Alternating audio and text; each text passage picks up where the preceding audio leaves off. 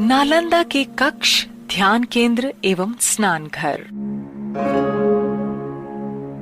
सभी छात्रों के कक्ष हुआ करते थे जो उनके रहने की जगह हुआ करती थी। इस कक्ष में मुख्यतः किताबें रखने की अलमारी कक्ष के एक कोने में होती थी तथा दिया रखने का शेल्फ कक्ष के प्रवेश द्वार से संलिप्त बना होता था। दिन के वक्त दिए को यहाँ रखा जाता था और रात के वक्त इसे शिष्य अपने पास रखते थे पढ़ने के लिए। इन दियों को आरंडी के तेल से जलाया जाता था, जिनके जलने से धुआं नहीं होता। इसी बात से पता चलता है कि इस महाविहार में एक छोटी से छोटी चीज का भी ध्यान रखा जाता था। ऐसा कुछ नहीं किया या कहा जाता था जिससे किसी का थोड़ा सा भी अहित हो। इस महाविहार के एक विहार में 30 से लेकर 40 तक कक्ष थे और इन्हीं कक्षों के केवल एक कक्ष में ही गुफा की तरह बना ध्यान कक्ष भी होता था, जहाँ छात्र एक एक करके ध्यान लगाने जाया करते थे। इस गुफा में अंधेरा होता था क्योंकि इस गुफा का दरवाजा नीचे को और छोटा होता था, इसलिए छात्र झुक के अंदर जाया करते थे।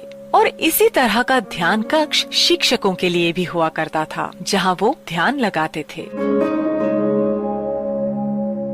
समूह ध्यान के लिए भी कक्षों के बाहर खुली जगह में स्थान बना था, जहाँ सब मिलकर ध्यान लगाते थे। इससे ये ज्ञात होता है कि नालंदा महाविहार में 2 तरह के ध्यान केंद्र थे, एक तो गुफानुमा और दूसरा खुला। गुफानुमा में एक एक विद्यार्थी ध्यान लगाने जाता था और खुले ध्यान केंद्र में विद्यार्थी और आचार्यगण सब मिल के ध्यान लगाते थे।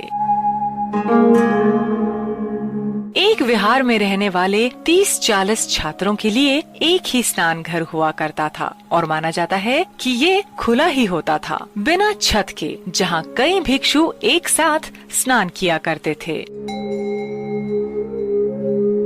हर विहार में प्रवेश करते ही दाईं और बाईं दोनों तरफ गौतम बुद्ध की प्रतिमा होती थी, जिन्हें प्रणाम करके ही छात्र और शिक्षक अंदर प्रवेश करते थे।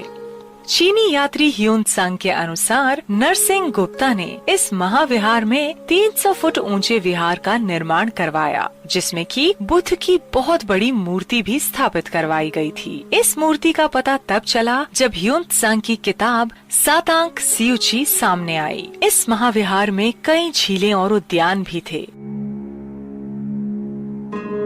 यहीं पर एक बड़ा सा बरामदा है। कहा जाता है कि ये बरामदा सभी छात्रों को एकत्रित करके लेक्चर देने के लिए इस्तेमाल में लाया जाता था। इसका चबूतरा भी बहुत बड़ा और ऊंचा था, जहाँ खड़े होकर आचार्य उपदेश दिया करते थे। पूरे महाविहार में ऐसे 300 उपदेश कक्ष थे और बैठने के लिए पत्थर के बने तख्त भी थे।